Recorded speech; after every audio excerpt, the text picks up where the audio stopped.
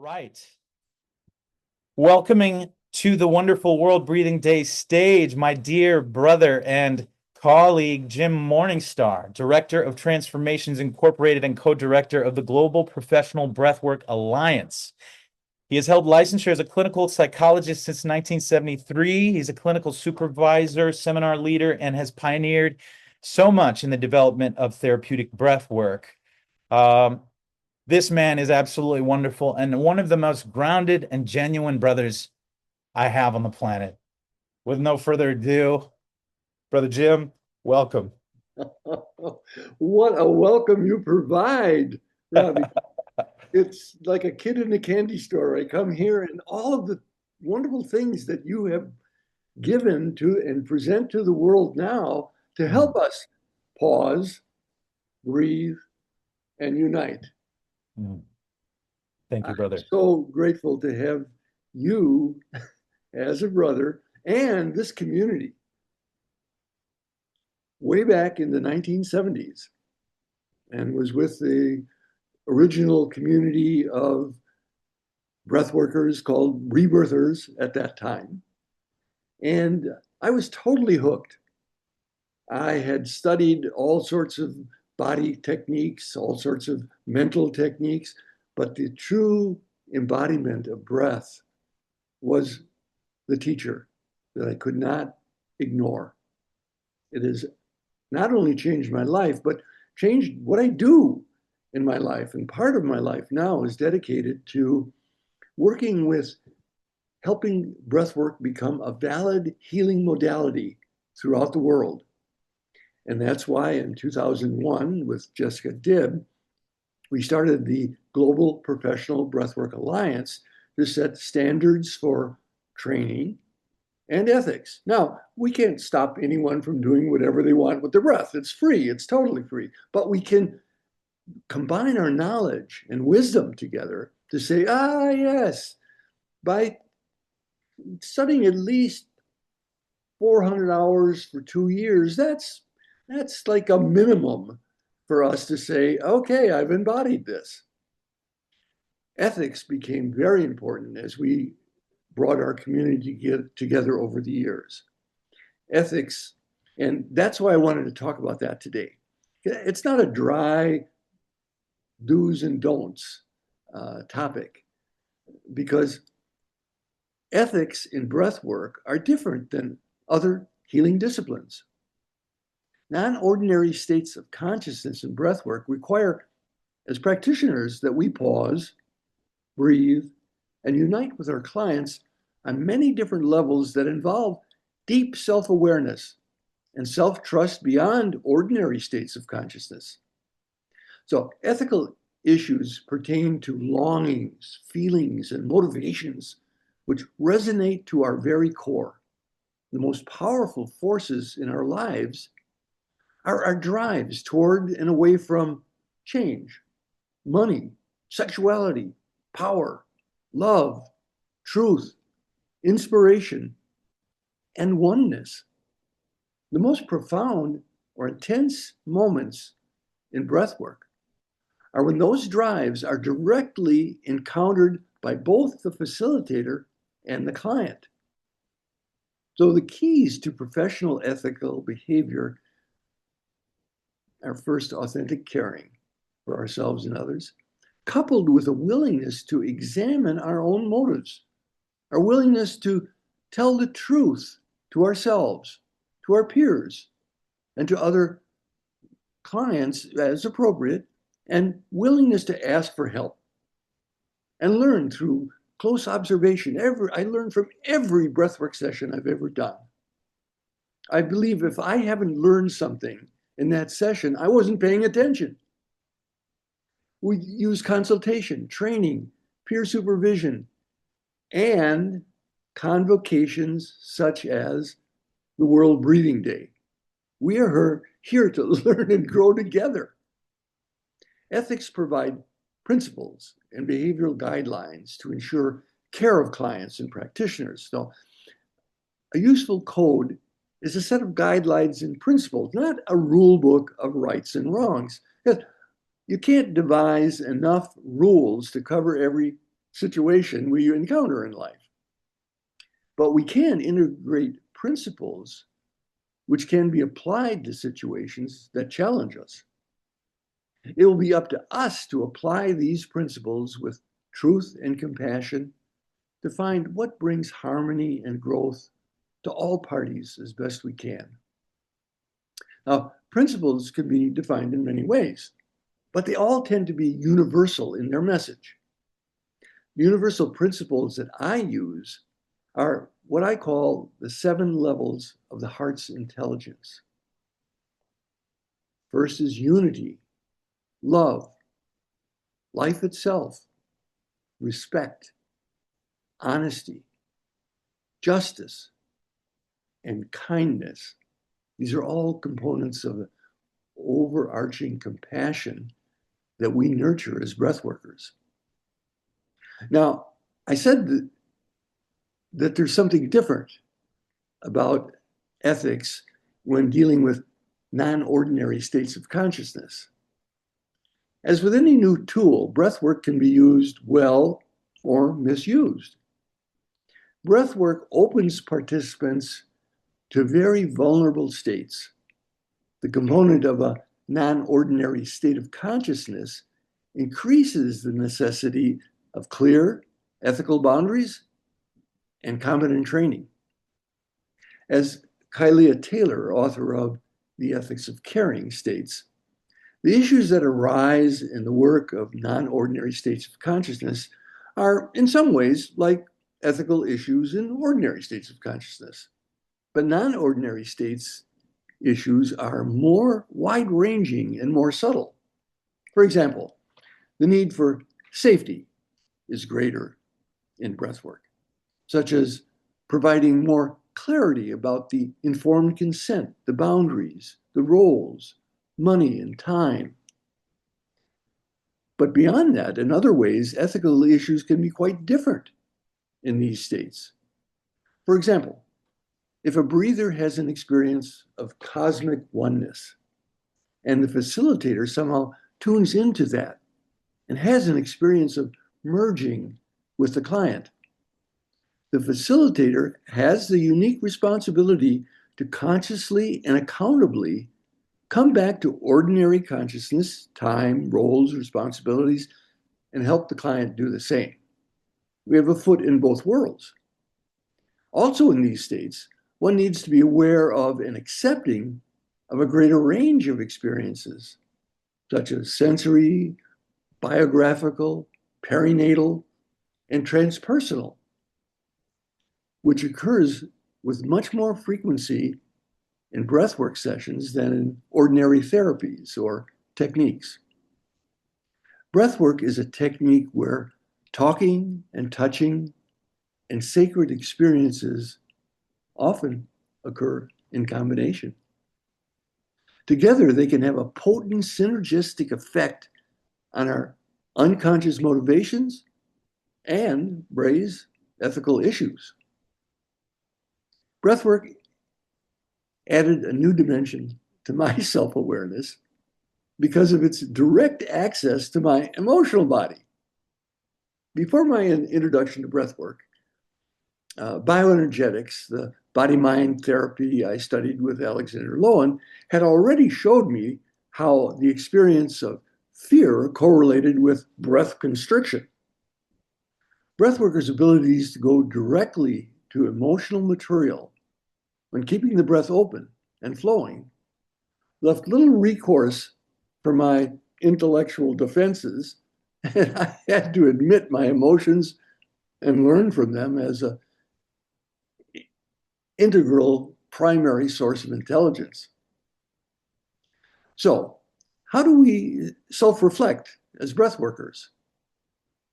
A breathwork's energetic quality may be to the client appear as over-solicitous or seductive or aloof or intimidating or any other number of ways that posture the breathworker toward the client and have an effect on the quality of the trust and the outcome of the sessions.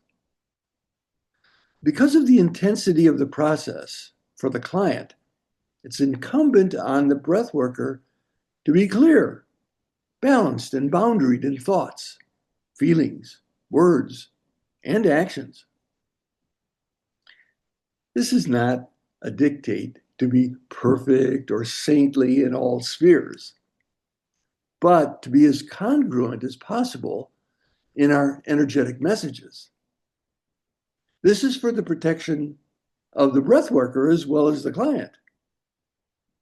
Breath workers' unconsciousness about their energetic messages will be mirrored in their client's process. Ultimately, if both are well-intentioned and good-willed, there can be mutual healing and growth as a result. Your ability to admit that you made a mistake or you went overboard with something, for me at times, has produced the greatest healing. It's like, oh, someone in an authority figure is a human being, just the same as me. And that we both learned and grew in the situation. Our professional code, nonetheless, compels us to continually examine our own psyches and eliminate as much interference with our clients' healings as possible. Non-ordinary states of consciousness and breath work can heighten both the sensitivity and the vulnerability of clients. This is the reason for the call to a heightened sense of awareness and responsibility and ethical boundaries that come in breathwork training. That responsibility does not co-opt the client's responsibility for themselves and the results they achieve from the session. Indeed, in my breathwork trainings, I've mentioned much about the breathwork contract. Clients are given 100% responsibility for what they conclude about their work. I can't change that, I can't dictate it, but breath workers also take 100% responsibility for what they give and receive from a session. We need to bridge the worlds of spirit and mind with integrity and faith in extraordinary ways, some of which can be taught and others need to be intuited. As I mentioned earlier, the Global Professional Breathwork Alliance, of which I'm a co-director, takes leadership in setting standards for training and ethics in the world of breathwork. We invite any breathwork student, practitioner, or trainer to join us in the mission of promoting excellence in our field by becoming a member. Jessica Dibb, my co-director, has been working assiduously over the past few years with a committee of school leaders and others to revise, clarify, and strengthen our code of ethics, which will soon be on our website, breathworkalliance.com. Now, let's take the remaining time that I'm with you today to pause, to breathe, and unite together. This is an exercise that I often begin with, or a form of this exercise, which I'm going to share with you right now, is something that I often start training sessions with because it does exactly that. It allows us to pause, to breathe, and to unite. So, the pause. I'm going to ask us all now to put our attention on a ball of radiant life force at the base of your spine. It was so beautiful today to see what Robbie had created in living color to represent the life force, the Kundalini, whatever you call it, whatever it is that you see and feel as your source, be it Allah, be it God, be it the universe, unconditional love. What color do you sense right now as that life force? There's no right or wrong color. It's just which one comes to you right now. Let yourself breathe now into that color, into that life force. We've paused and now we breathe. And as we inhale, we bring that ball, that colored ball of light energy, on the inhale, up our back, all the way past every vertebrae to the top of our head. And then, without pause, we exhale and let that ball of color light energy descend down the front of our body, back to the base of our spine. Now let's continue with this for our time together. Continue to inhale, bringing that ball of colored light energy, sending it through each vertebrae down all of the nerve pathways to the 300 trillion cells of our body that have been waiting, hungering for this life energy.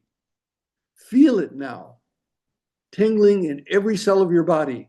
As you exhale, let that ball of colored light energy now descend in the front of your body like a conductor tapping the baton on a podium, bringing all of your vital organs into harmony. They're all singing the symphony of you right now.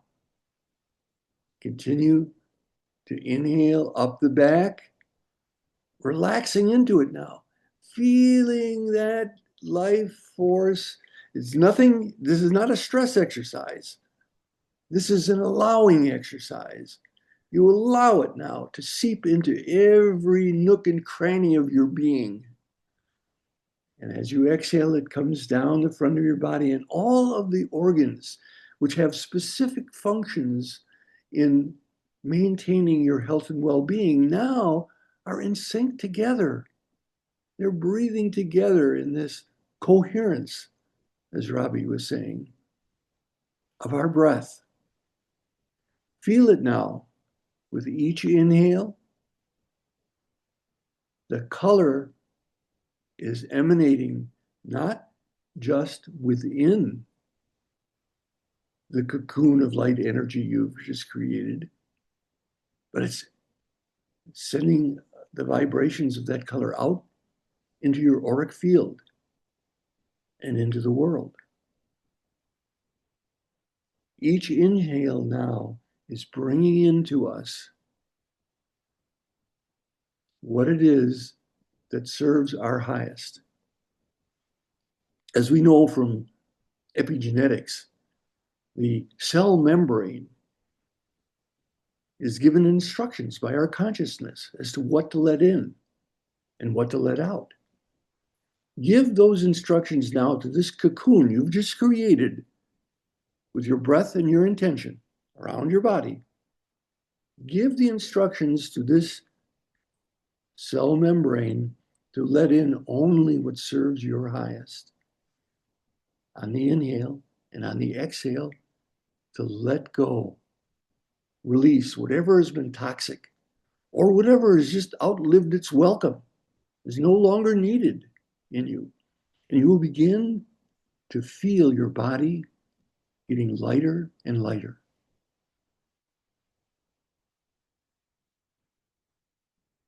If any other colors want to introduce themselves right now spontaneously, let them come in and join in the dance of your inhale and your exhale.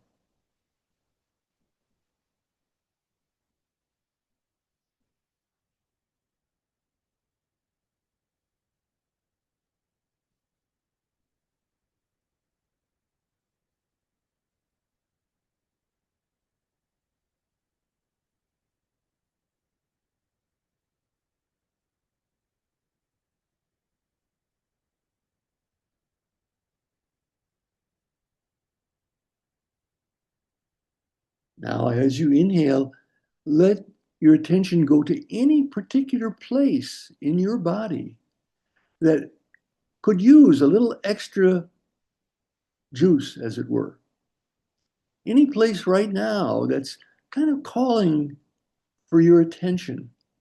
Could be your lower back, could be your jaw, could be your knee, whatever it is.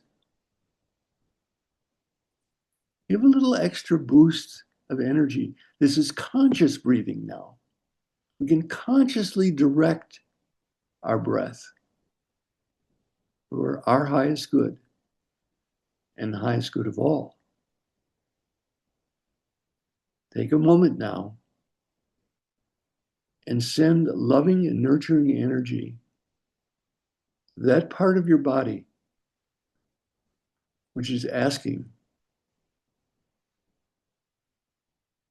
for your support.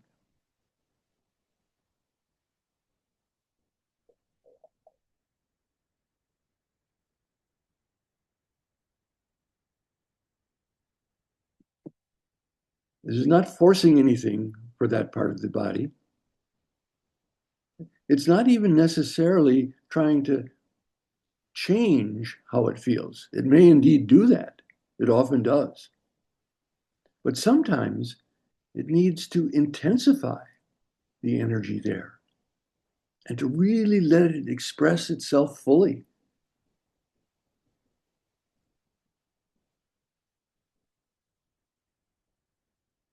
You are the loving parent which accepts the calling of your child.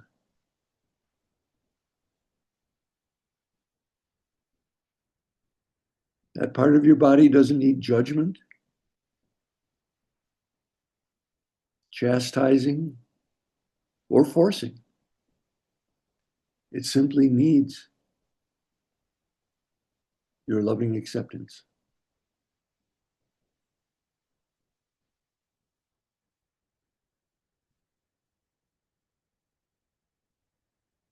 Now know that your body is a hologram for the universe. It is the mini universe that you have been given to be the creator of, to co-create with Source. And what you're doing for your liver, your kidney, your big toe, by way of acceptance and healing, is also healing a part of our universe where there has been pain, where there perhaps has been suffering. You don't need to travel the planet in order to be connected, vitally connected, energetically connected. We all breathe together.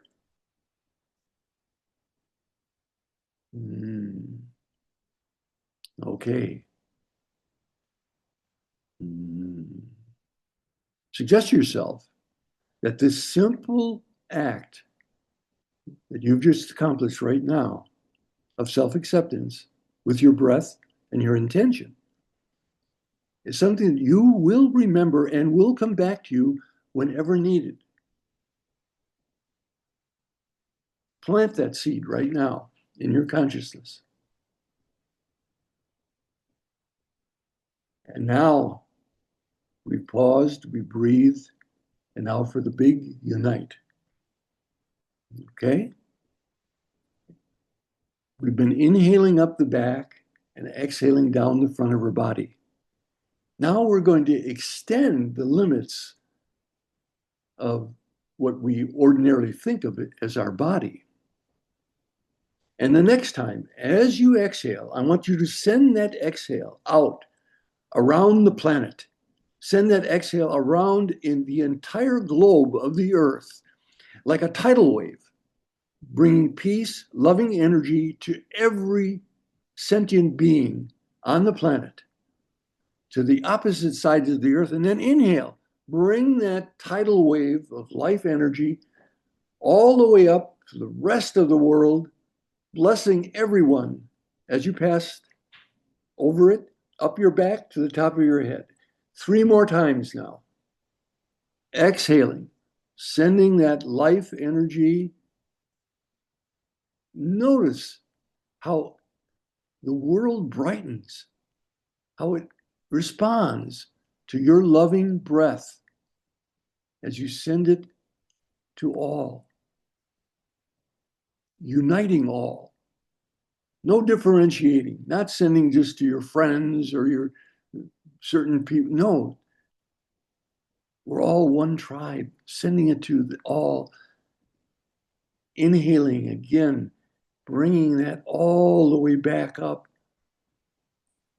Feeling now the dance of humanity as you exhale again, as people turn to one another and they see with the eyes of love. The veil is lifted. The veil of separation is disappearing. People now are coming home and recognizing their brothers and sisters for who they truly are. Inhaling all the way up the back. And one final time now, exhaling and sending the blessings of divine grace to everyone, so that this will not be just an interesting experience. This is a life-changing gift that you are giving. I am giving. Robbie is giving. Io is giving. We're all giving this now simultaneously. We are covering every millimeter of the earth now in this bond of love and breath. And then come back now. Your next exhale down the front of your body. Inhaling up the back of your body. 3 times down the front of your body. Inhaling up the back. Exhaling down the front. And now go to the core, the very center of your heart. And thank Source. Thank Source for bringing us together. Thank Source for allowing us to breathe the divine breath and to make this a lifelong commitment. Robbie has given us wonderful tools now, and we need these tools. We absolutely need these tools. We have to use our creative mind and intelligence to remind ourselves every day of the unity that we have in the one breath. Blessings, it's been my total privilege and joy to breathe and to be with you during this time. Thank you, Robbie. Did you just blow a kiss across the earth? Is that what you just did? Yes, reflected Oh, from you as a oh prism. my God. Oh my gosh. Thank Feeling it so beautifully, Jim. Thank you so very much for blessing us with these gifts of subtlety and complexity, of wisdom from the many years you've been in this commitment, to the unity we can all sizzle in and beam out into the world till we have a world of full peaceful coexistence and no more war. It doesn't have to be this utopian thing. It can be as common as that last breath we took. And so thank you, dear Jim Morningstar. Ladies and gentlemen, give it up for Jim. Woo-hoo. you. I got to give a few woo-woos.